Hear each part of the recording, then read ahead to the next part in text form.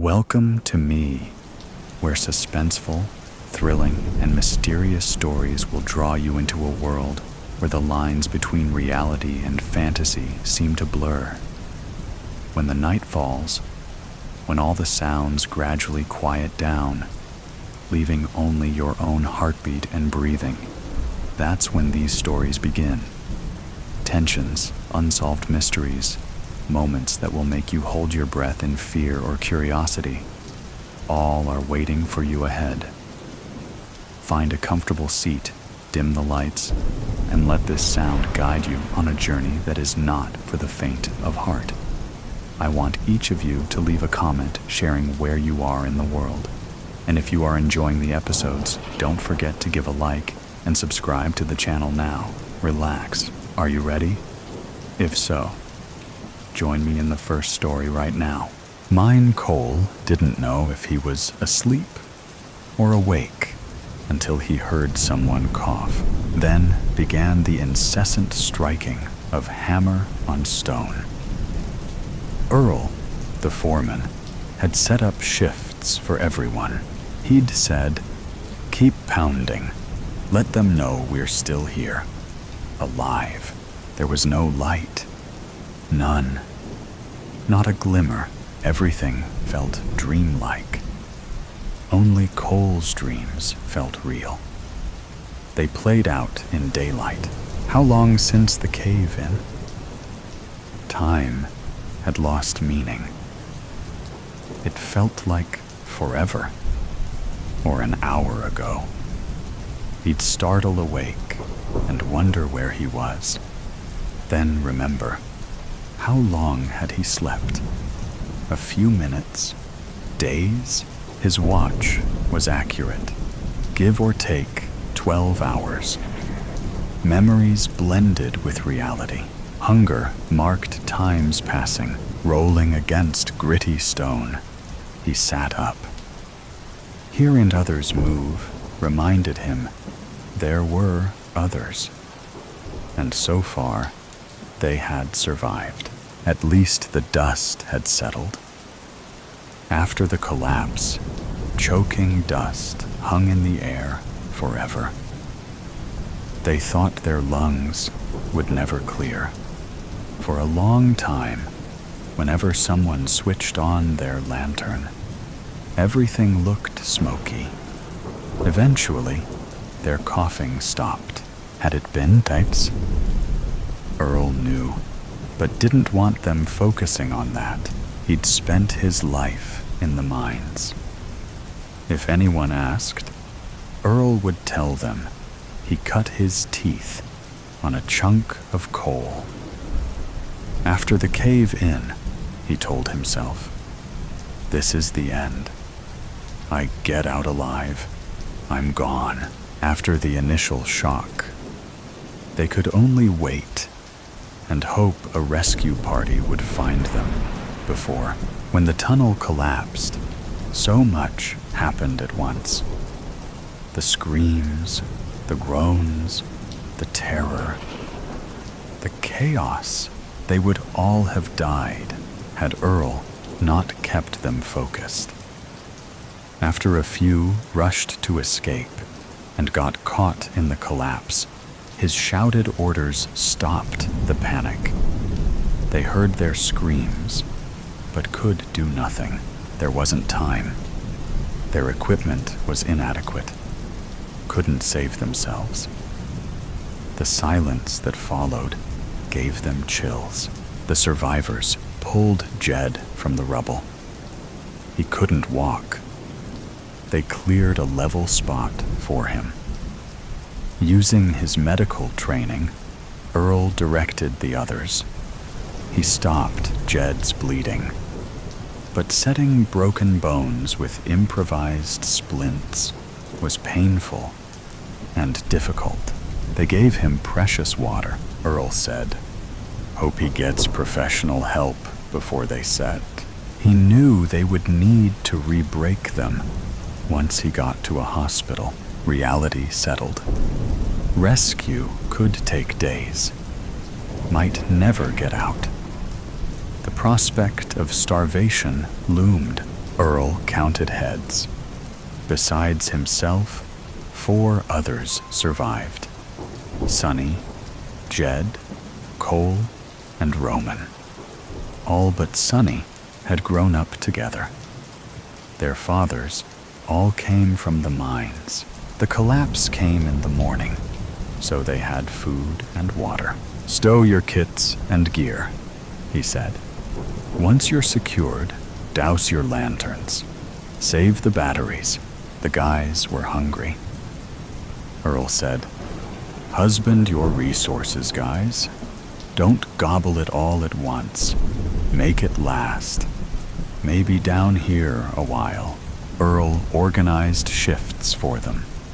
They were to strike stone with a hammer in the Morse code SOS distress signal. Earl handed Cole a pick and pointed to the wall. "You start. Someone'll spell you in an hour. Signal 'em that we're alive and waiting." Cole found comfort at the wall.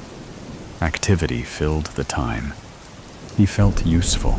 It amazed him how things become routine, even in the most primitive circumstances.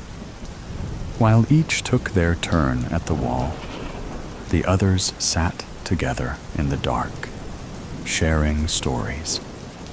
Sometimes they even laughed in the face of their plight. After a while, Roman began to weep. Hearing his sobs in the dark unsettled the others. A giant of a man, everyone saw him as stoic, a man of action. He would take on any task. No one expected blubbering about his wife and kids. Now he despaired.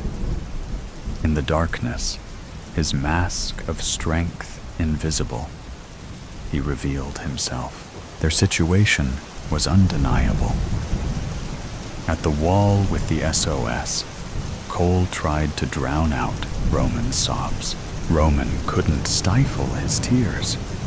His sobs became wails.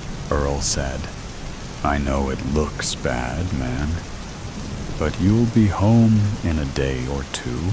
With a constricted voice, Roman tried to explain. "She counts on me. What'll May do if I'm not there for her? She worries. Says, 'Be sure to come home. What can I do without you?' Says the kids cry when I'm late." There was nothing to say. Roman's sobs subsided into labored breathing. It was impossible, but the darkness seemed even blacker. Lacking sight, their sense of hearing sharpened.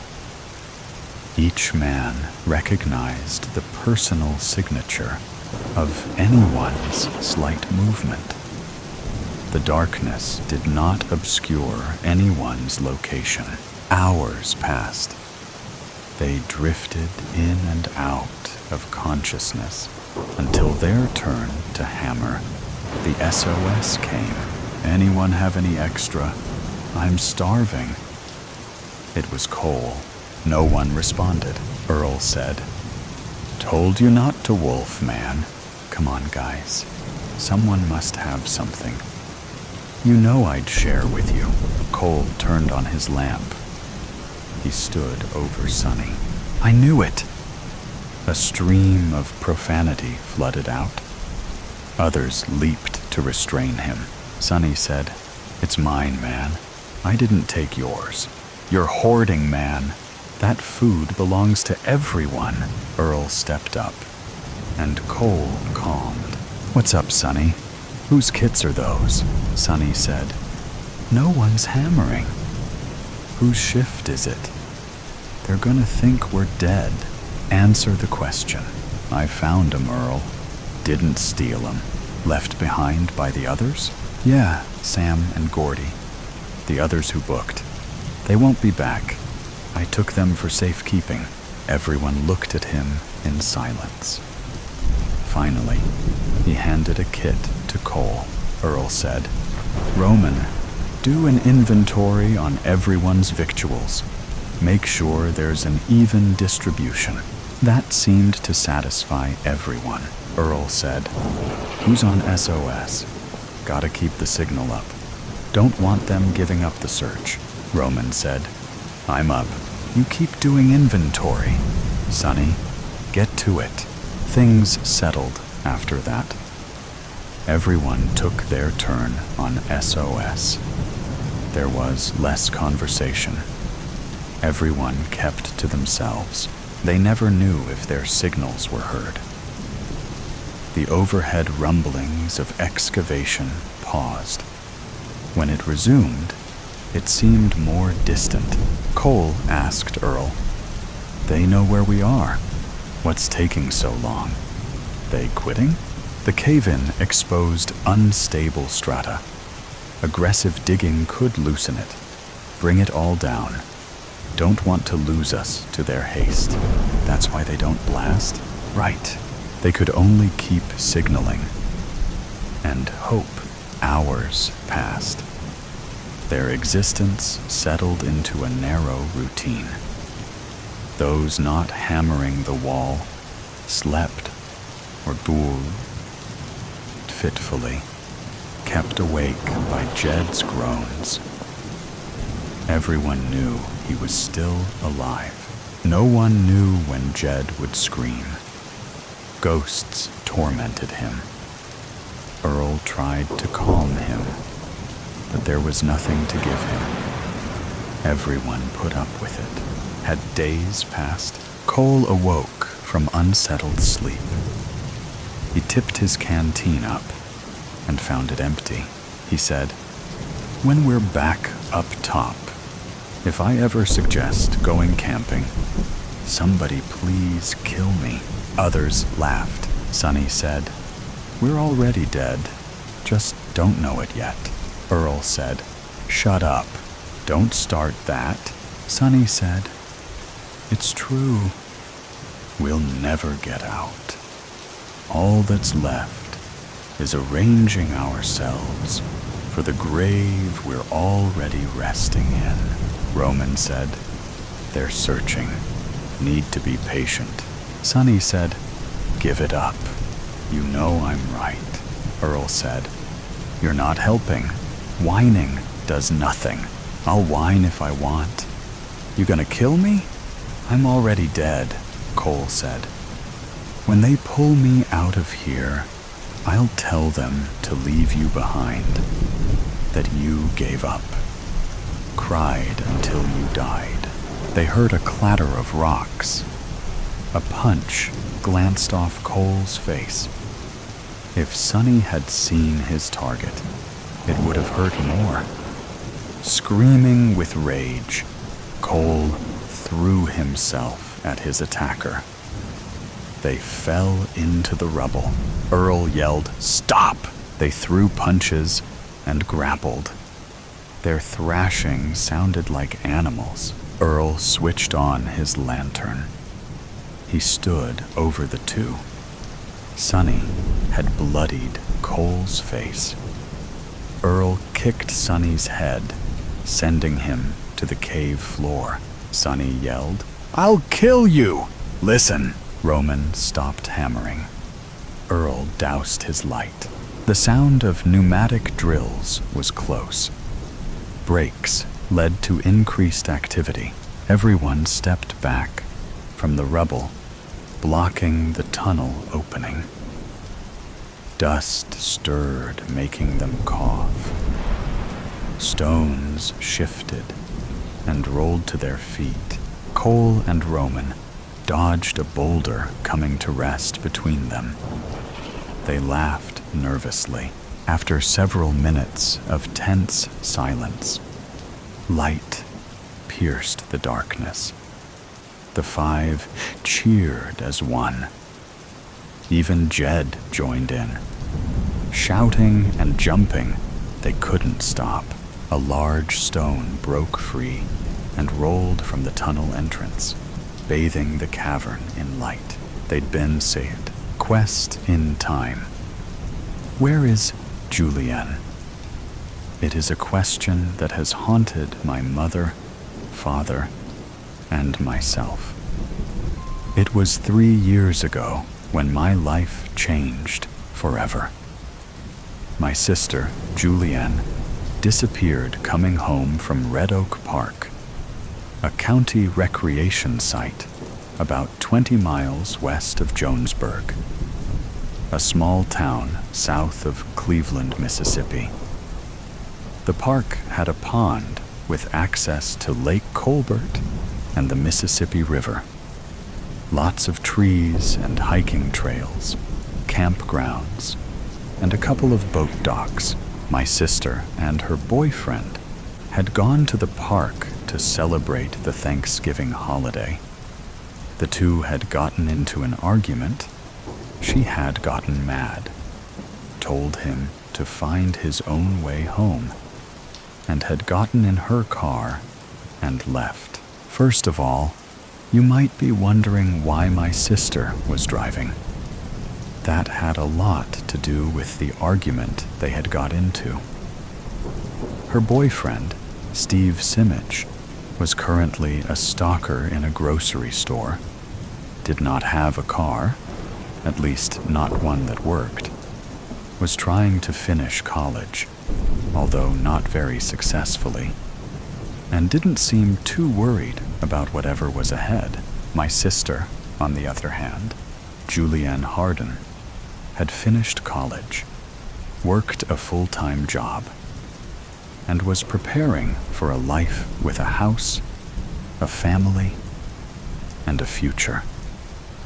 Although there was no doubt she loved him, I believe that, looking back, she was beginning to doubt how much he loved her. His unwillingness or inability to move forward in a responsible manner was a red flag she couldn't ignore. So, that being the case, according to Steve's account, she blew her stack, fussed at him, and jumped in the car, speeding off down the road. She was never seen again. The police were called when she didn't make it home that night. Steve was interviewed, but the fact that he had to call a friend to pick him up at the park, something that was verified by the police, seemed to clear him of any part in my sister's disappearance. We called on friends and family, searched the roads between our house and the park, but found no sign of her or her car. 3 days later, her car was found in a church parking lot. There was no video or security camera, so no evidence of who left it there. No matter how we searched or the police investigated, no evidence of her has been found since. I was 17, a freshman at Hobart University when this happened. She was 22, a graduate from the same college, and just starting her life. Although my questions started then, my quest didn't begin until my senior year, when I was finishing up a degree in criminal justice. My last semester at college, I had a chance to get an internship with the county sheriff's office, and I worked to get located at the same precinct that had investigated my sister's case. I did not mention my sister because I was afraid that they might see my placement there as some kind of conflict of interest. Luckily, it had been long enough since my sister disappeared that the detective assigned to the case, Jonathan Lucker, seemed not to recognize me or remember my name. I kept a low profile, determined not to be found out. I started in late January, with responsibilities to be assigned on a daily basis. My boss was Sergeant Holcroft, a middle-aged black woman who talked with a hard-nosed tone, but showed empathy and caring if you looked deep enough. In between cleaning interview rooms, filing personnel records, and filling out supply forms, I perused the computer, which I now had at least limited access to, and prowled the evidence locker to see what I could find out about my sister. Unfortunately, I could find very little that I didn't already know. She had left the park about 2 o'clock in the afternoon, according to her boyfriend's testimony, and started home. That was the last time she was seen. Being a long stretch of mostly rural highway, they could find no witnesses that saw her on the road, nor could they find anything that showed how the car ended up at the church parking lot. There weren't any fingerprints, DNA, blood, or any other clues in the car. And I was now determined to find out what happened to her. The only thing they found in her car was a plastic fork, not used, lying on the floorboard. Her purse and coat were in the back seat, as if they had been moved out of the way. Did that mean someone had joined her in the car? No one knew. I pored through the files on the computer and in the records themselves, looking at every note, form, report from other agencies that had been gathered until I could name, pay, and paragraph where a certain fact could be found. "What are you looking at?" a voice suddenly interrupted me as I pored over papers on the back row desk that I had taken over. I was so concentrating on understanding everything that I could about my sister's case, I didn't notice the approach of Detective Lucker. This might not be good, I thought. Sorry. I sat back in my seat. I thought I would familiarize myself with some processes used to investigate cases, including your sister's case, I see, he said. Detective Lucker was short, slightly bald-headed, with a thin gray mustache, thick fingers, and eyes that looked straight through you. I sat back even more, surprised that he knew who I was. I had been counting on a non-existent anonymity, it seems like. He smiled. Yes, I remember you. I don't forget cases that haven't been solved, nor the people involved in them. I also don't have any problem with you researching the case. However, that may not be true of everyone in the office. There are 2 caveats, he continued. One is that you don't do anything that would jeopardize the case. You don't contact anyone. You don't mess with the evidence. You don't talk to anyone else in the office. If you have questions, you come to me. Secondly, if you come up with any facts, theories, or other information related to your sister's disappearance, you come directly to me immediately. Do you understand? I nodded enthusiastically. From having to sneak around, watching my back, to being given permission to research all I wanted to, discreetly, of course, was more than I could hope for. Yes, sir, I answered quickly. Anything that you have to tell me? He followed up with the to-be-expected question. No, sir. I shook my head. Nothing yet, he pointed at me. If you do find anything, let me know immediately. I will give you some hints, he continued. The boyfriend was investigated thoroughly. He had no motive, and we were able to confirm that he was at the park until he was picked up by a friend about 4:30. We could also not find any other friends or acquaintances who had motive or opportunity. She was traveling home, alone. You will see all this on the report. Her phone stopped sending signals not long after it left the park. Whether she turned it off or the battery died, we don't know. From what Steve told the family after it happened, I interrupted. He tried to call her many times after she left. Knowing my sister, she probably turned her phone off so as to not be bothered by his frantic messaging. The detective nodded. That sounds reasonable. Again, let me know if you find anything, he said, and walked away. I took that as a command not to be trifled with, but I didn't care.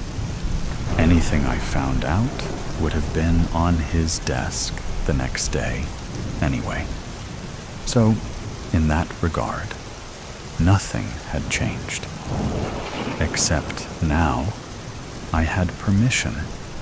I didn't have to feel guilty about doing my behind-the-scenes snooping, and better yet, my quest to find out what happened to my sister was on full throttle.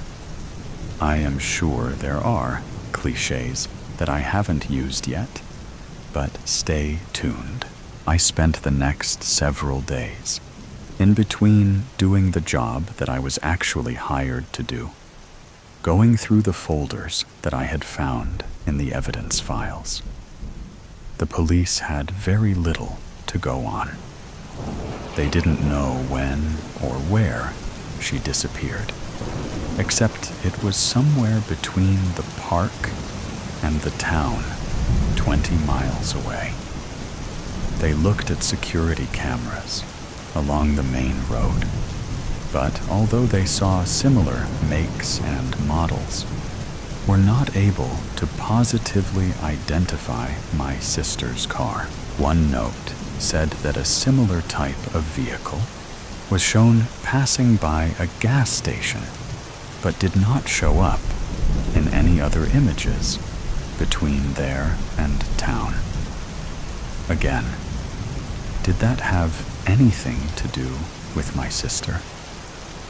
Was it someone else who turned off to go home, visit someone, or head down a more rural road where only farms existed with no cameras or security images?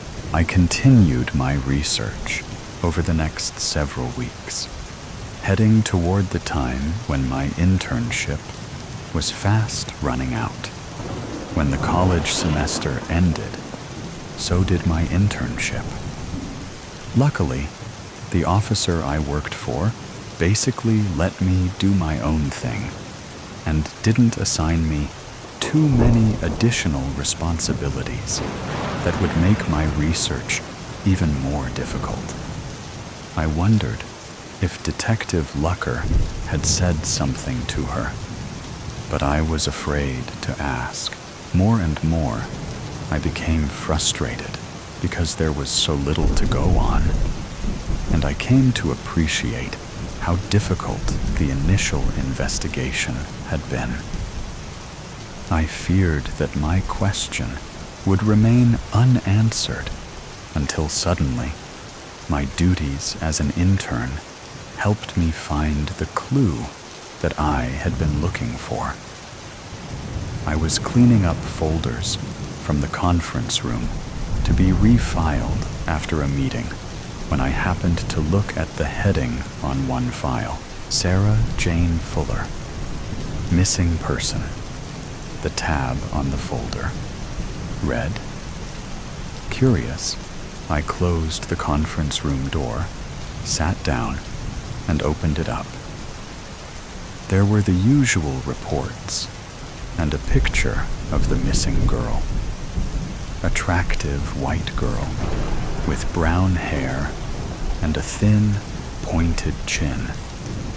Her eyes seemed to stare at me. I quickly placed it on the table and read the basic details. She had disappeared the year after my sister and was driving from eastern Tennessee through Mississippi, heading to New Orleans. Although there were interstate highways that provided fast and safe passages, for some reason, she was driving along the Mississippi River, taking back roads and rural highways. Her family said that she loved the river and visited it as often as she could, no matter what state she was in. So there was a possibility that she had driven that way for the scenery. Her phone had stopped pinging on Highway 17, just east of Rosewood, a town not far from the river. To me, the interesting part was that my sister Julienne would have taken the same route, at least part of the way.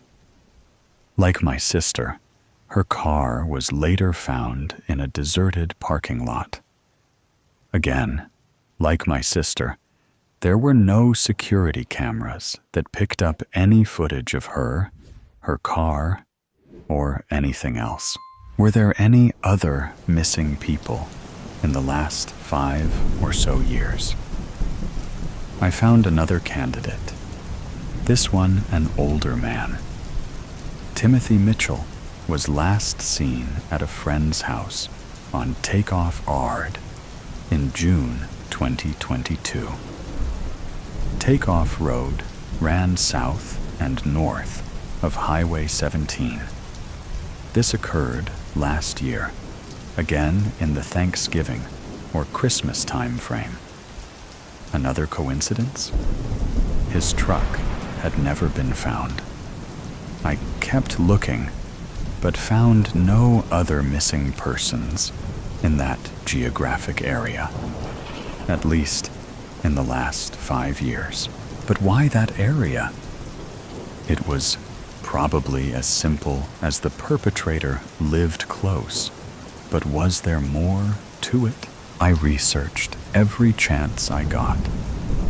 When I wasn't doing my day job, or going to school, or anything else I was legitimately supposed to be doing. The end of my internship was approaching rapidly, and I was fast running out of time. In fact, tomorrow was going to be my last day. I kept looking at the files, searching for anything that might be related. Just as I was fixing to hang it up for the day, the year and perhaps forever, I found the key. I knew now why the location mattered. Would that lead to the person or persons we were looking for? Would that lead me to Julienne? At noon the next day, I was sitting in my car outside of Josephine's Roadhouse, an old-fashioned restaurant located on Highway 17, halfway between the river and Jonesburg, hoping that the person I was waiting for would show up.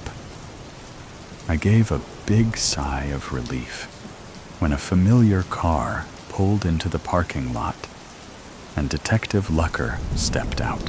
I had left an invitation on his desk before leaving the night before, since today I would be involved in out-processing, turning in paperwork, filling out forms, etc., and would probably have very little time to see him in person.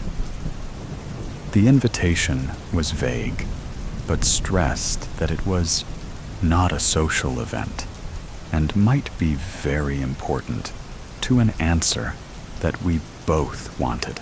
I met him in the parking lot, and we walked into the building.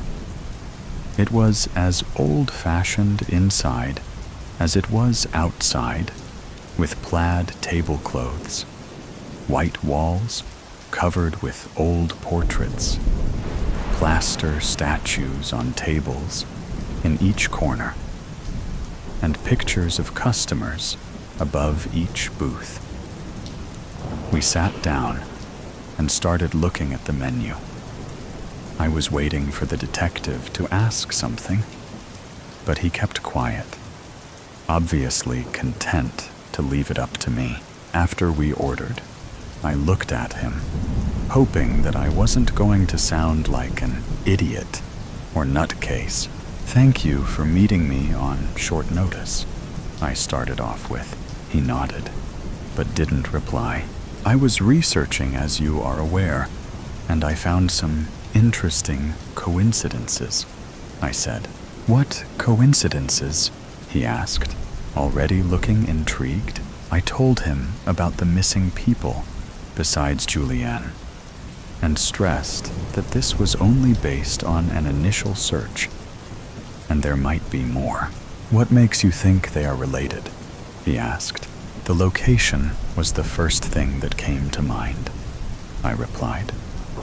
They were all thought to be either on Highway 17 or approaching or leaving the highway. Also, the time of year. All disappearances occurred in the November or December time frame. "I am assuming you found out what was so special about Highway 17, he asked. I nodded. "I believe I did. That is why I asked you to meet me here today," I said, taking a deep breath. Almost a year before my sister went missing, a wreck occurred on Highway 17. In that wreck, Joanne McKenzie, a 54-year-old mother of two, was killed. She supposedly lost control and hit a tree head-on. The car was old, and the airbag failed to deploy. "Supposedly?" the detective asked, as I had expected him to. The son, Timothy McKenzie, who was 21 years old at the time, did not agree with the police report. He kept saying to anyone who would listen that it was no accident, that his mother was murdered, and that the police were negligent. He complained to the news, to the city and county authorities, and even to the state. I found records online of letters he wrote to websites and news outlets all the way up until October of the next year. "October?" the deputy asked, his voice suddenly sounding very curious. I nodded. "The last thing I saw was about a month before my sister's disappearance. Maybe he just gave up and stopped fighting a lost cause. Maybe," I agreed. "Except he also reached out after my sister's disappearance, as well as the other disappearances, by writing letters or posts about how unsafe our state highways were." "You think that he is involved in these disappearances in some way?" "I do. These disappearances emphasize how unsafe the roads are, and that there are people out there who could be responsible for his mother's death. By causing these people to disappear, he is getting his vengeance on the entire state." "But wouldn't these actions result in increased police presence, in making it harder for him to commit future crimes?" "Maybe," I answered, "but it hasn't happened yet. The other thing as I mentioned, was the time frame. These 3 disappearances occurred within a month or so of the date that his mother was killed. And Mackenzie and his family have a farm off Highway 17. We have time, location, motive. The detective thought for a minute. Even if this unlikely story is true, we have no evidence to tie him to any crime. One other thing. I leaned forward. His mother is buried on a private cemetery on the Mackenzie property. Where is a better place to hide bodies than in a cemetery, especially a private one? And, I continued, even a private cemetery has to be licensed by the county and is subject to health and welfare inspections. I leaned back. My case was made. Now it was up to the detective. He thought for a minute. "Okay," was all he said before getting up to go. "I will take care of it. Any reason that we met here?" he asked his last question. "Yes," I said. "The Mackenzie family owns this restaurant." I waited and watched him leave. I had no doubt that he would find a way onto the property. And, unfortunately, I also had no doubt that he would find the missing people, and that my question would finally be answered. Where was Julienne? I was fixing to find out. Birthday, fear, and marriage. "A toast," she exclaimed, holding up her shot, waiting for the others to follow suit. The 2 men held up their drinks, clinking and laughing. "Happy birthday!" she yelled unusually loud. I'm sure the whole bar heard her. The birthday man had the biggest smile, looking happy, appreciative, nostalgic, if nostalgic had a look. He had his head cocked to one side, his whole face lit up, but his eyes were deep and distant. The small bistro table reached up to their chests. Even though the bar was dimly lit, displaying the usual neon beer signs and overhead Pabst Blue Ribbon bar lights, I could still see her cheery outfit. A green sequins top, black jeans, and sandals. She had on those antenna headbands sporting springy shamrocks. They bounced around on her head as she talked and laughed. She looked cute for the beginning of spring and St. Patrick's Day, and that thought sent an electrifying pang through me. The guys beside her had green t-shirts, a typical guy effort. The rest of the bar was a steady buzz of clinking, laughter, and the occasional loud outburst of people becoming intoxicated. "I'll be right back," said the girl's voice enthusiastically as she hopped down from her seat and headed towards the ladies' room. Her blouse reflected the lighting, and she appeared to glide away, her long, dark hair trailing behind. The guys chopped it up, patting each other on the back and carrying on like teens. Brothers? Or father and son? I couldn't recall, but they looked slightly alike. Then I remembered that the big guy had an older brother, So this one must have been his son. I got another round, the girl in green declares excitedly.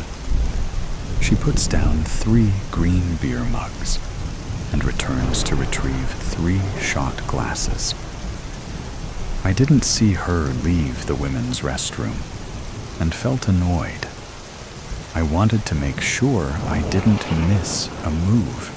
I feel a splash on my wrist, and a tall guy with dark hair and light eyes, who must be 10 years younger than me, is smiling at me.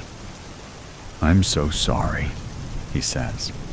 "I didn't mean to bump your table." I lick off the alcohol from my wrist, and he smiles wider. "Can I get you another?" "Sure," I say. "A kamikaze, please." He leaves and returns with drinks for both of us. We engage in small talk, but the conversation takes a twist. It starts to get deep, past relationships and family. And finally, he asks, "Are you single?" "I am," I say. "It's only been 3 months, but I feel so free now." "I know what you mean," he concurs. "I've been single for about a year now." Just then, the DJ blasts the perfect dance song, and we look at each other and get up to dance. It is so much fun, I think. I enjoy the sweaty feeling from dancing as my hair sticks to my face and neck. The pheromones in the air with the slight alcohol buzz, the way the room swirls in the dimness, and the vibe of happiness and opportunity in the bar. My body feels like it is moving exactly how I want it to. I feel sexy and elated. After a 25-minute set, we make our way back to the table. The girls I came with are in their corners, talking to their catches of the day. I didn't come for any of this, but I was glad it found me. He walks over to the bar to get us another round, and I bite my lip as I see his arms flex and reach into his pocket for his wallet. He's cute, my type, and he can carry a conversation. He's not an idiot, I muse. As he walks back towards me, I avert my eyes, acting like I wasn't watching him. But then I see Shamrock Girl. She is hugging the big guy, and the one I assume is the son comes in for a group hug. They hold on to each other, appearing like a tight-knit unit. She must be the sister, I decide. I've heard that the big guy has a sister. A kiss near my lip. He's back. My flirty side goes in for a small nibble. He smiles directly into my eyes, and I can tell I got him. "That's so sexy," he glows, after unleashing the shy girl act, engaging in intelligent conversation, being interested in all he says, and validating his masculine gestures. Classic flirting. I arrive at the next step. Teasing. It's not as calculated as it sounds. It comes naturally to me, and I could teach a class as good at it as I am at it. I stare at him as I sip my drink. There is a commotion at the Shamrock Girls' table. A group of guys and a couple of girls come in, high-fiving and hugging the 3 family members. I hear loud, "Happy birthdays," and there is camaraderie. It's a celebratory moment. I've had enough! I didn't come for this. I stand up, grab my jacket, which feels heavier than usual, and tell my cutie I need to find my friends. He looks disappointed, and I am struggling to keep my composure. My chest starts to feel tight, and my stomach starts to turn. I feel my heart beating faster, and my hands begin to shake. I feel sadness, then resolve, then the anger. I became blind. I walk to the Shamrock Girls' table and stand directly before her. My eyes are hard, and I stare at her. She stops talking, and her face straightens. The big guy, the killer, sucks in his breath. Must be nice, I utter. Must be nice to have a brother to celebrate his birthday with. My voice becomes louder and colder. She doesn't say anything. The surrounding people begin to look towards us. I snatch her hair with exceptional force and yank her face to the table. It is then the rage takes over. I fucking hate you! I scream at her. I hate you, I say to the big guy, attempting to reach for his sister. I pull the small, sharpened, handheld spear I carry and jab it into his hand.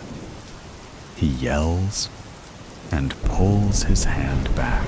It is dawning on her who I am. She thought 25 years ago was long forgotten. The big guy thought it was behind him. He felt he paid his price for killing my brother, his classmate, and his childhood friend. But he didn't. I didn't get to serve my justice. I'm screaming viciously at everyone who is attempting to reach for me. I look like a rat cornered, trying to find a way out. In the corner of my eye, I see my cutie. He doesn't look shocked. He is slightly smiling at me. Let me do this! I scream. I raise my other hand with my spear and see myself driving it into her temple as I hold her down with my other hand by her hair. No, don't, was the only muffled words I heard from her. Screams ensue as I graze her head and stab the table. I plunge over and over on the wooden table beside her head until the adrenaline starts to subside. I realize the music has stopped and the whole bar is watching. The big guy was stunned, but he didn't restrain me. He let me do it, as I asked. He's holding his hand. He mouths, "I'm sorry," as the bar begins to fade into black. I feel someone's arms gently touching my shoulders, and my shoulders start to cave in. I slowly release my grip on her hair and let my hand fall onto my jacket. Her face, smeared with tears and sweat, looks at me as she backs away. It's my cutie's arms. He guides me away, enveloping me with his body for protection. He moves me through the crowd. My hand feels the metal of the gun, the one I bought a couple of years after the big guy killed my brother in an attempt to curb my fear of guns. It remained in its case for over 20 years. I was still afraid of them. the topic came up in my deep conversation with the cutie I met. I told him my plan. He must have thought I was joking, but he was keen when it rolled out like the scenario I painted. As he walked me out of the building, I could hear my friends calling after me. I ignored them and got into my cutie's car. He shut my door and held me. Still feeling numb, we drove to the city. Halfway there, we started opening up again, talking like we had known each other for years. Nothing ever came of that night. Not one thing. There was no police report, and no one ever brought it up. It's almost as if it never happened. I ended up marrying my cutie. He is my soulmate, and I felt complete. A few years later, the feeling came again. I felt the stirring. I began formulating another way to get her. I'd send in my cousin to seduce her, make her fall in love, then break her heart. She needs a broken heart like mine. Who was it then? Friday night. Mary, a 24-year-old girl, tired from job, was going to her childhood bestie, Julia. Julia and I studied in the same class, murmured Mary, sitting in Metropolitan. God, I can't believe this is happening. I am going to meet my best friend after 9 years. I am full of tears, said Mary, with eyes full of tears in her eyes. Actually, these tears were symbolizing her happiness and grief at the same time. She was remembering the moments spent with her Julia. Hey, miss, can we talk, if you don't mind? Questioned Mary from a young lady in front of her. The young lady was surprised that a girl wanted to share her feelings in an excitement. She could not stop herself from knowing the reason behind her excitement. Yeah, of course, replied the young lady. Myself, Mary. I am 24 and work for Walmart. Just got a weekend free for myself. I am just going to meet my childhood bestie named Julia. I still remember the days we bunked up classes together, the way we jumped in the playground, enjoyed the lunch together, stole food of other classmates, and ruined the notebooks to be checked by teachers. Ha ha. Mary spoke out all of this in breathless. But wait, she started crying while laughing. What was it? Wondered the young lady. She asked the reason that why she became suddenly sad. Mary replied, she was always in a gloomy mood in the morning. Her dad used to beat her mom a lot. She was from Islam. She used to tell me that her dad did not allow her mom to stand, even by the window of balcony. Slapped her mom without telling any reason. Always in a hurry of money for drinking alcohol. One day, her mom refused to give money for it. As a result, her dad broke a leg of her mom.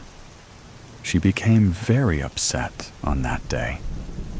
I advised many times to her that she should encourage her mom for divorce. But she said that mom will never agree upon it. On the day she told me about her mom's broken leg, I did not know that it would be the last day to see her in the school. After that, she never came. Just this is the story of ours. Ah, that was such a sad ending, wondered the young lady. So now you are finally going to meet up your bestie, right? Asked the young lady. Yes, replied Mary. The young lady asked her that. From where did Mary got her friend's address? Mary told that she went to her friend's old address, and the neighbors told that the family has shifted to Newtown B. Ah, just 2 kms away, and my destination will be right there. I am coming, Julia, spoke Mary. The young lady asked her many other questions, like why did Mary wait for so many years? Mary told that she became busy in her busy and boring life. Also, she answered her many other questions. Now, it was the time when Station was finally going to be there. The young lady could not stop herself from getting off with Mary. She actually wanted to know about many other things, and also wanted to know that how does her friend and family look now. She decided to go with Mary to Julia's home. When they both finally arrived at their destination, Mary knocked the door. A man aged about 70 to 72 opened the door. Mary ran to the house and started shouting, "Julia! Oh my Julu! Julie, where are you? I have arrived. Now don't play hide and seek." The old man spoke. "What rubbish! What the hell is it? Julia was my wife. She died 40 years ago in a car accident with her mom." Mary replied, "I am not joking. I know her since childhood. She could not be dead, and she was young, not that much aged. We played just 9 years ago. She told me everything happened to her mom." Mary told all the information and story about Julia to that old man. The old man shocked and cried with tears that the story was real. He went to his old suitcase and got a very old album of Julia's birth to marriage pictures. He showed it to both the ladies. They got extremely shocked. The old man said, "One day, she was drunk from a party. She was driving to get back to home with her mom, and I was waiting for her at the dinner with my brother and his wife. The car just crashed the huge truck, and after that, she died. Her mom was in coma. But Julia was not anymore. She left all of us with that heartbreaking feeling." Julia's story is exactly matching to the story of her mom's life. I don't know. Where did you got this information? From the kids? It's been 40 years. She is dead, but I always try to feel her presence. But she never came in my dream. Not even a single time. I don't know how to meet her. I just want to get that soon. I hope this is possible as soon as possible. I'm just waiting for my death each day. Actually, yeah, it is true that her childhood was really very bad. Her dad used to be her mom, without any reason, didn't allow her to move outside with freedom once he broke her leg as well. And after that, her mom became handicapped. Julie met me, and we were married. We were actually good friends in college. After we got married, her dad was dead. Her mom shifted to us. They both were actually happy, but she never could forgive her. That because her dad had ruined her mom and her childhood. The flood got out of their feet that how could this happen? Mary was shocked that the story was true, and Julie's face was the same. But how could this be like that? She was an old lady, already dead, and wondered that what about the girl she played with all the time? All of the three started crying, and the young lady was very frightened. She tremblingly said, "Who was it then? Soap, do not touch me. Calm down. Let me take that from you. It would probably be best for us all if you ease up on the wine. Piss off. It does not matter anymore if anyone sees, right? You ought to be grateful too, Darren. Cheers. Keep your voice down. Please stay seated. Stop. That two-faced best... Oh, sorry, you surprised me, little one. Sissy, are you leaving already? Well... Come now. Do not fret. I shall be back soon. Oh, all right then. What is that you have there in your hand? A bar of soap. Do you work here? No? I don't think so. What is that supposed to mean? Tell me your name then. I don't remember. Maybe soon. Oh God. I believe my name is lost to me as well. Bad. This is nonsense. Does anything come to mind? Nothing. Well? Nothing. Are you sure? I guess.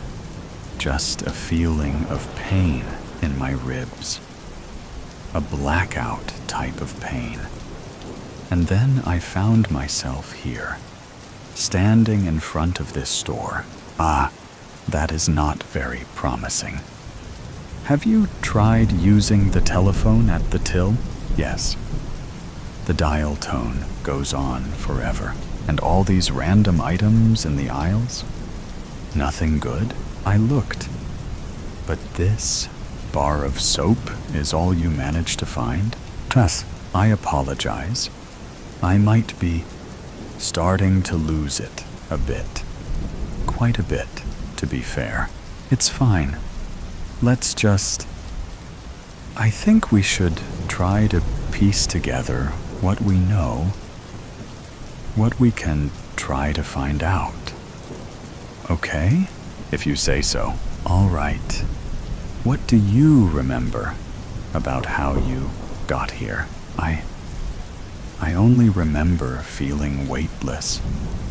I could not feel my legs. I could not breathe and... Well, it was awful. And you also found yourself outside the store's entrance afterwards? Indeed. That's interesting. I'll tell you what happened before you got here.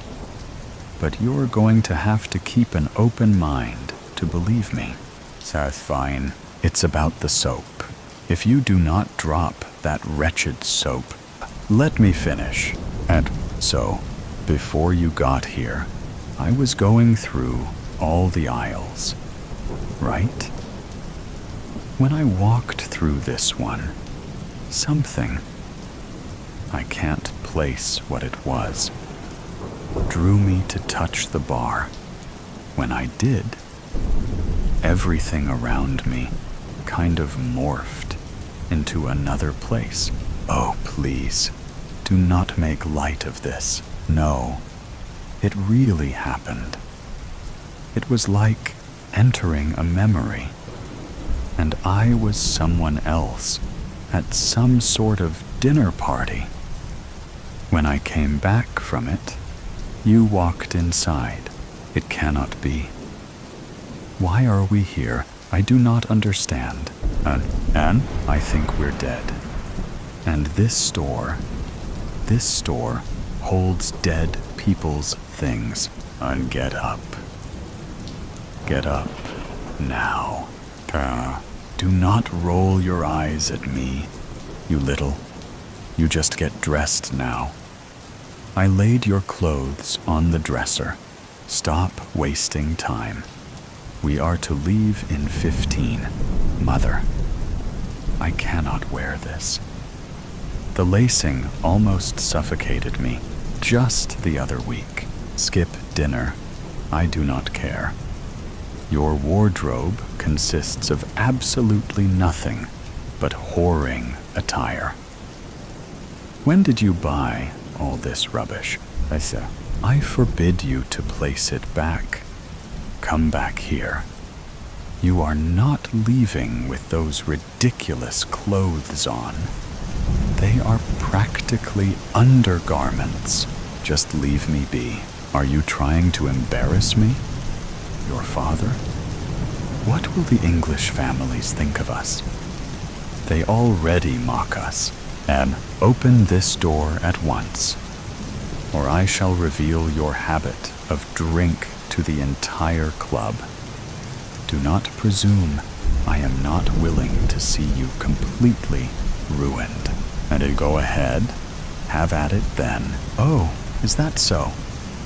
Shall I also call Lolly here? Let us see what she has picked up from you, what she needs to rid herself of. No, just stop. I am coming out. Good. Now, strip and hand those over. It seems I need to inform Maid Sadia that your room is to be properly cleaned out. Worry not, Mother. You will not see it again. That is for sure. It's you. What? I'm seeing your life. How do you know I saw you in a mirror? And this whole time that life has been mine then, I had a small suspicion that it would be one of us. But each memory trip was so quick and scattered in time, I could never piece them together.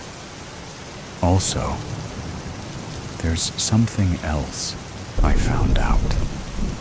I've told you before that I can't hear anything in the memories. I believe so. Only thoughts with an indistinct inner voice? Yeah, but with the thoughts, I can technically hear other people in the memories. Maybe because of how our minds process words. Yes, and the woman who you called Mother. She said your name, my mother. So, what am I called then? Hera? It fits you. Why is that? I don't know. I just like that name, I guess. Oh? And do you like anything else about me? A lot of things. Good answer. Shall we try that aisle over there today? Maybe we will finally find an item for me to explore. Okay. But you're not curious about why I'm seeing your life in particular. I am. Though something tells me I do not want to know why. Why she is bleeding too much. You have already started. Might as well finish up. No need to do this. Hold her. Oh gods. You. No. Stay back. Idiot. Keep her quiet. No one can know about this. When you are done, Place this in her hand. Why? Symbolism, boy. There is to be a mad killer on the loose, cleansing sin in the ton. I cannot believe you touched it again. I didn't, I swear. It sounds stupid, but the soap literally flew into my hand when I wasn't looking. Todd, Hera, please say something. Did you see everything this time? How it ends? Yes? Don't. Do you want to know? No. But I know I ought to. Figure it is time to learn why that damned bar of soap is essential to my past life. I think you should too. What if this is it? I would not want to leave you. If you do, well, I'm just thankful for meeting you, even if it is after death. I only wish we knew your name as well. I don't need to know my own name. I know yours, and it's enough. Sayamontes, the musty dungeons. I thank the Lord for saving me from the dungeons. I was there for less than a day, caught up in the labyrinth. I became heartbroken at the sight of many tortured corpses. I prayed for my God to help me. How long must I stay here? Then I remembered I had absinthe, a gift, the perfect gift. I ingested the entire bottle, straight. I could not feel my face. I wanted to cry tears of relief and sadness. Oh, Sayamontes, will you truly be mine? My nipples hardened at the thought. I got goosebumps all over. I quickly became overwhelmed with sexuality. I touched myself here and there. It changed my life. I had never made myself feel so good. Completely intoxicated, I wept. Then, thank you, sweet Jesus. An angel appeared. Prepare yourself. Sayamontes soon shall be yours. Go ahead and touch yourself, for once you are the ruler. You will be touched by many. It will be your duty to produce an heir. I did as instructed, and it felt great. I went to rinse off in the shower, and I heard voices in my head. She hates us straight men. She's openly expressed that she wants to fuck us with dildos, to make us submissive, said one voice. Then I heard another voice say, let's get her when she's alone. What was going on at Sayamontes? I had to get back there. It is true. Sonia was going to overwhelm the male population with sex. Sex. All day, every day, until one produced an heir. The next baby, any baby, would get the crown upon their 13th birthday. She was not joking around. If there was no heir, then it would be off to the gallows with her Richard. It was Richard who found me lost in the dungeons. I would have died down there if he had not searched for me. How did he know I was down here in hiding? Maybe it was Great Leader. Maybe she was alive. Maybe she didn't join the men on the battlefields. Oh my. Oh goodness. Could she still be? Could she still be alive? I asked Richard, "How is our great leader?"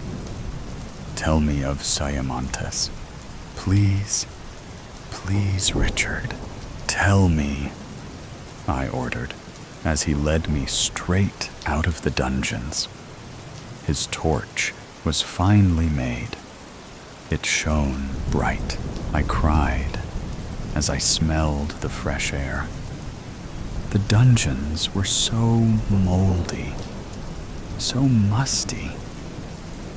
I could not stand it much longer. Had I stayed down there any longer, I would have slit my wrists long ways. For that was the right way to end things. Long ways. Slice through your veins and your tendons. Cut them up, I was thinking to myself. Cut them up.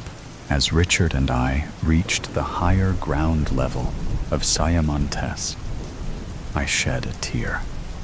I instantly left Richard. I could not help myself. I had to see my great leader. And I did.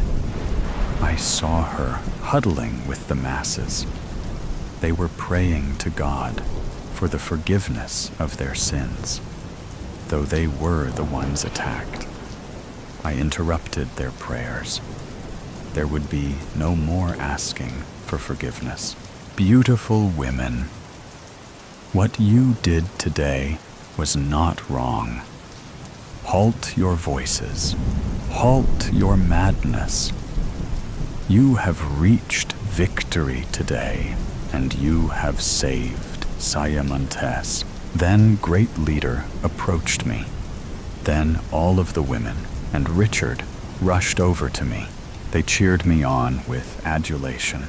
"Oh, great new leader," said Samantha, and I screamed, "No, I am and will always be Sonia, and Richard is always to be my guide, my great protector, my knight in chainmail armor.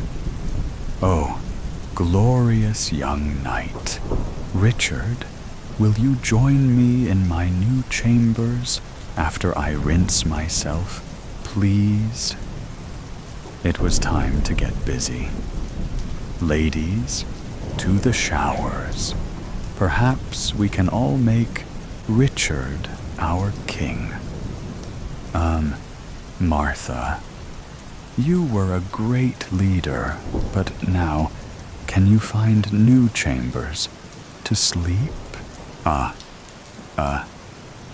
shall find somewhere else to sleep.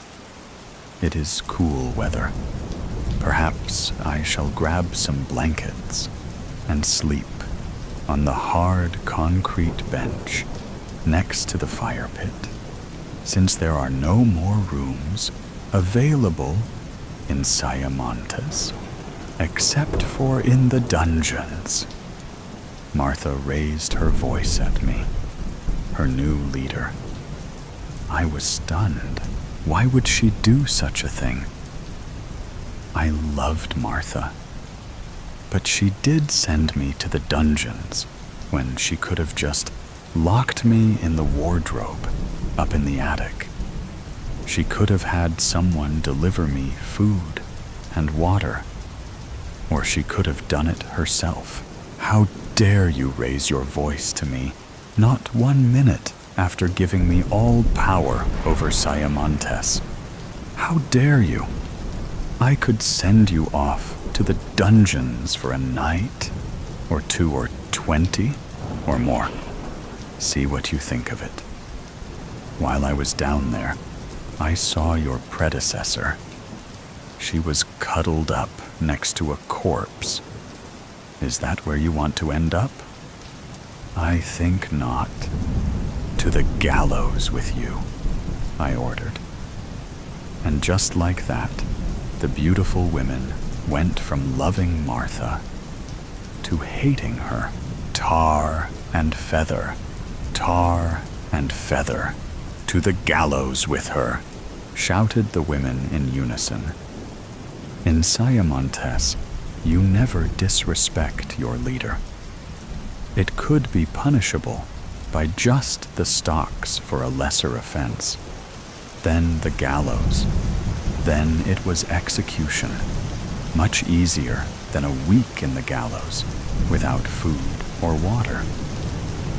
You would pray for rainfall and not get it.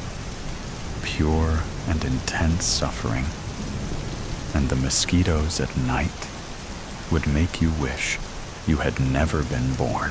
Stuck in your own filth, you could cry out to God all you wanted, but not even He could unlock the locks in the stocks. Strip her and search her right here on the spot. Then lock her away in the gallows until her death. "Wait!" screamed Martha. But it was too late. They ripped off her dress and everything else. They had to drag her through the mud in the rain. Way to the gallows. Sludge covered Martha. She looked disgusting and pathetic. The stocks first, the hands second, and the head was locked in third. "Lick at the rainwater. You'll die slower," I said. Then we abandoned her. We went back inside Sayamontes out of the rain, and we rinsed off in the showers. We met Richard in my chambers, and we all had a good time. Perhaps this would be my good reckoning. Perhaps sweet Richard could give us an heir. I just wish he had a better nose and stronger thighs. Not the best in the bedroom. Richard would die soon at the age of 19, but that is a story for a different day. Good night, Eye of the Horse. "Oh my God!" shrieked the women sitting in the airport van, third and fourth row bench seats, as the frigid air rushed in. "No!" I yelled, now alone and motionless in the second row. I never saw a guy die before, but I wasn't totally surprised by what happened. "The door just opened, and out he went," sobbed one of the gals in the rear of the van. His body slammed onto the pavement of Pena Boulevard at 70 Mamie, then was splattered by the U.S. Foods 18-wheeler behind us. Steak delivery to Elway's Tap Room and Grill at Denver International Airport was definitely delayed that day. I wish I had never started a conversation with the guy next to me on American Flight 5460 Louisville to Denver. Or maybe I should have warned him to just close his eyes. That day won't stop playing back in my mind. It started innocently enough. "Hi, I'm Jim from Meeker." "Where are you from?" I said to the guy in the window seat. "My wife Annie says that if I get the middle seat, I should always make friends with my neighbors to avoid any armrest fights." I flashed him my biggest gas and oil business smile. "Oh, hello. I'm Brian from Kentucky. Well, at least originally," he replied while extending his oddly sweaty hand. "Where's Meeker?" "Actually, I live on a horse ranch just west of Meeker in northwestern Colorado. Horse country, just like you in Kentucky." I pulled up the bottom of my boot-top business jeans so he could see my Tony Llamas. "Oh, hell no. I don't live anywhere near horses now, and never will. I'm a lawyer for the U.S. Department of the Interior. Brian's upper lip was sprouting beads of sweat with that comment. He looked like a size 48 man in a size 44 suit coat. I thought that might explain the perspiration. That's too bad, I said. God never made another animal so connected to human beings, except for maybe dogs. My stallion's big brown eyes can look straight into my soul. After a rough day of selling natural gas and fracking pumps, there's nothing like some quality horse time. Mind if I ask what happened between you and a horse? Oh yeah. You could say something happened. I was 15 years old, and a bunch of us decided to cut across a horse field to take a shortcut home from the school bus, drop off. Out of nowhere, this huge old gray horse charged at us and damn near bit me as we escaped over the fence. It had one scarred eye socket, and the other eye was all red and bulging and bloodshot. Scared the shit out of me. I fell off the fence and broke my right wrist. I cursed that horse, and I think he cursed me. Look, it never did heal right. Brian pulled up his sleeve, held up his meaty right arm, and revealed a wrist that was weirdly bent like a spoon. Yeah, I can see how that would spook you. How did the horse lose its eye? How the hell am I supposed to know? I was just a kid, and I sure didn't have anything to do with it. From that day on, old One Red Eye charged up to the fence and acted like it wanted a piece of me anytime it saw us walking along the road by his pasture. Hey, have you seen a stewardess yet? I really need a drink. Now Brian's hands were trembling a little. Our jet pivoted onto the runway. All eyes looked forward.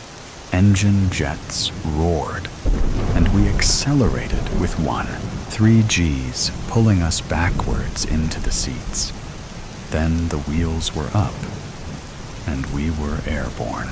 Hey, darling, could you please get my friend here an old-fashioned?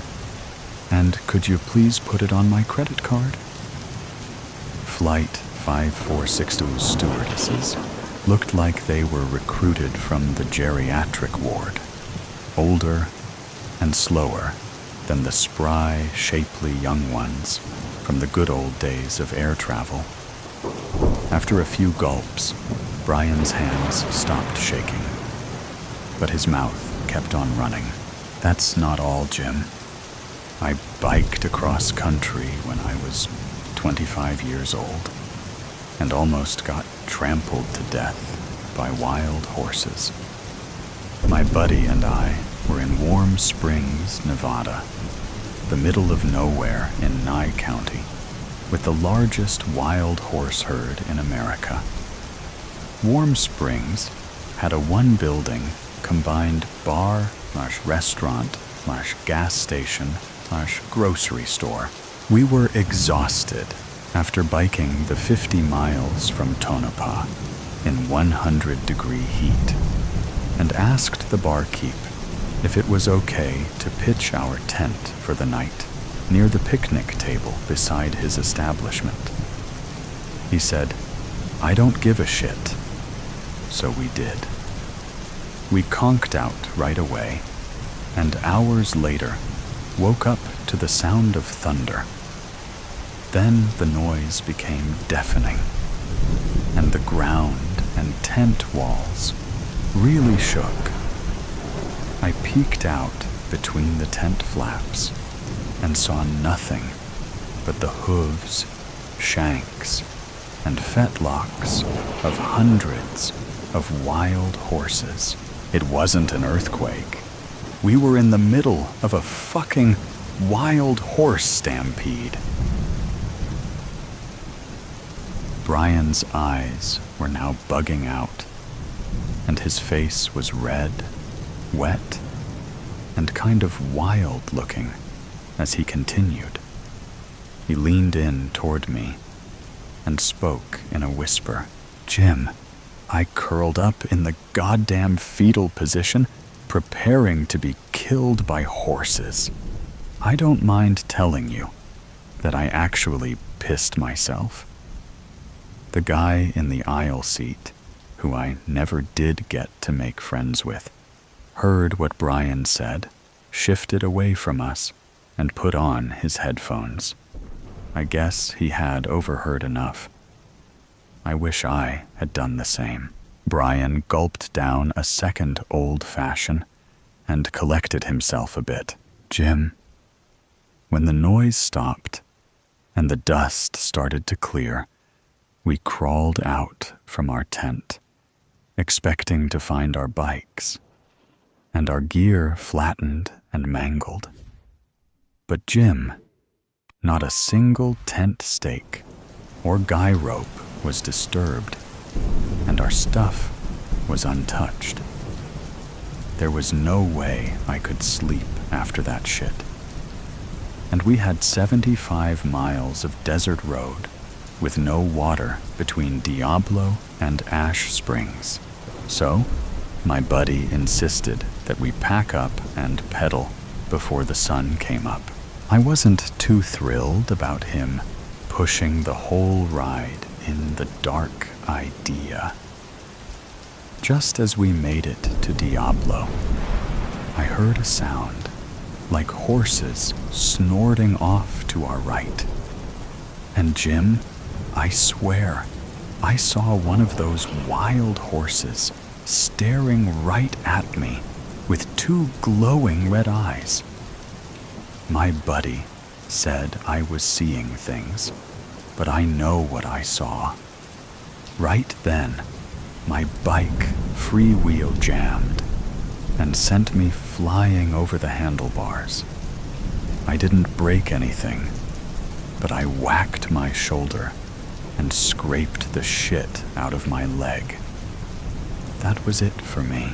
He rubbed his left shoulder like it happened yesterday.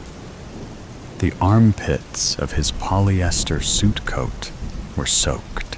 I wish I had told Brian that I needed to get some sleep before we landed in Denver, but I didn't. He might be alive today if I had ended our conversation right then and there. "Jim, don't you know the only building in Diablo, Nevada, was a road maintenance garage? The night shift worker there refused to lend us the use of their tools. Sorry, state property boys. So I stayed there till the sun rose and hitched a ride to Las Vegas and flew home. Instead of a relaxing flight home, I got the scare of my life." Brian took another swig from his drink. "Jim, I sat next to this Navajo Indian dude on the plane ride home and told him my story, just like I'm talking to you. He was tall, wore a fancy black suit, and had his hair all pulled back and tied by a white cloth, but smelled like he just came from a campfire. He never said a word until he slowly turned toward me and said, 'My people believe the sun-bearer created the horse and placed the stars and the dark universe in the horse's eyes so they can see the dark. You know darkness can kill a man. So can the number 3. Then he got up out of his seat and went to bathroom and never came back. With that, Brian's face turned pale. I thought he was finally done with his weird story, but he leaned into me again and whispered, "Jim, I think he figured the horses see something dark in me, and I am afraid I'll die if a red-eyed horse looks into my eyes a third time. So, no 3 strikes and you're out for me. No fucking thank you. I don't want to see another horse in my life. My sister just moved to downtown Denver, and I just want to visit her and maybe see a Nuggets basketball game. Yeah, I think some big city shopping and a pro basketball game would do you good, Brian," I said. But now he's dead. I told my wife Annie all of this when I got home. Honey, I was afraid to tell him about that 32-foot-high blue Mustang sculpture. You know, the one just outside the airport that has, of all things, 2 glowing red eyes. I was sure he would go into a full PTSD episode or a seizure if he knew that we call the statue Lucifer.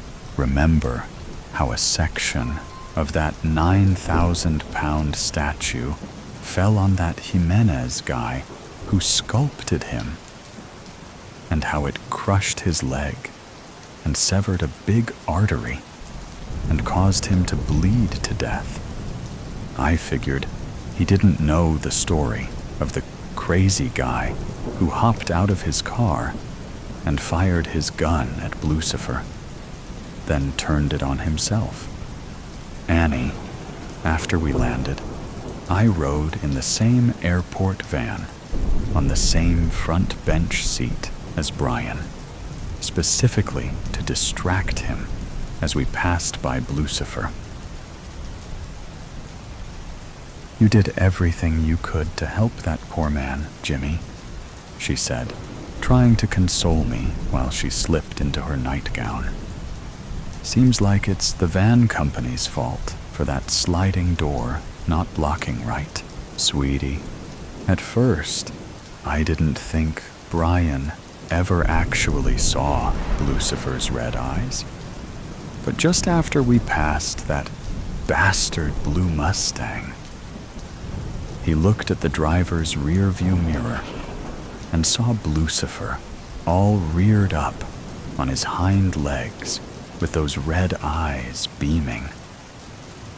Brian looked at me, and before I could say anything, he just opened the van's side door, and out he went. I should have warned him about the statue. I could have saved him.